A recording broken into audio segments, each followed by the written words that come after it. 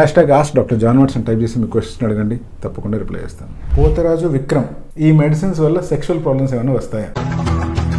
సామే అంతా సక్కంగా జరగాల.